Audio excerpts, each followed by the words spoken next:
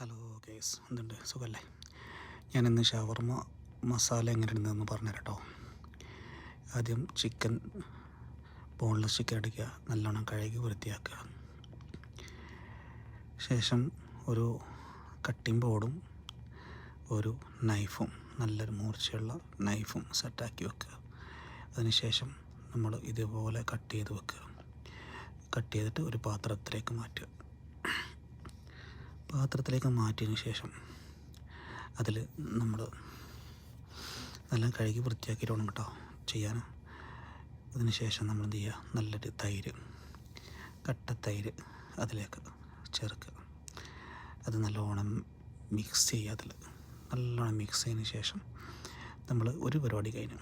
ഇനി അടുത്തത് ഒരു മിക്സിയുടെ ജാർ എടുത്തിട്ട് അതിൽ കുറച്ച് വെള്ളം എടുത്ത് വെക്കുക. പിന്നെ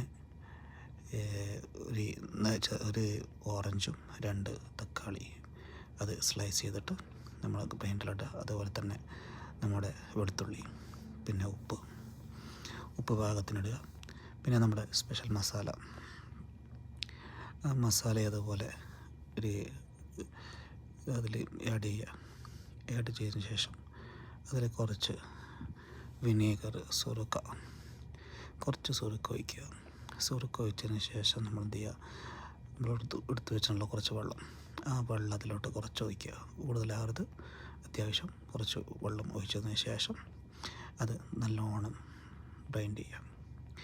പിന്നെ അത് നമ്മൾ എന്ത് ചെയ്യുക, അത് കഴിഞ്ഞതിന് ശേഷം പിന്നെ അതിലേക്ക് ചിക്കനിലേക്ക് അത് ആഡ് ചെയ്യുക.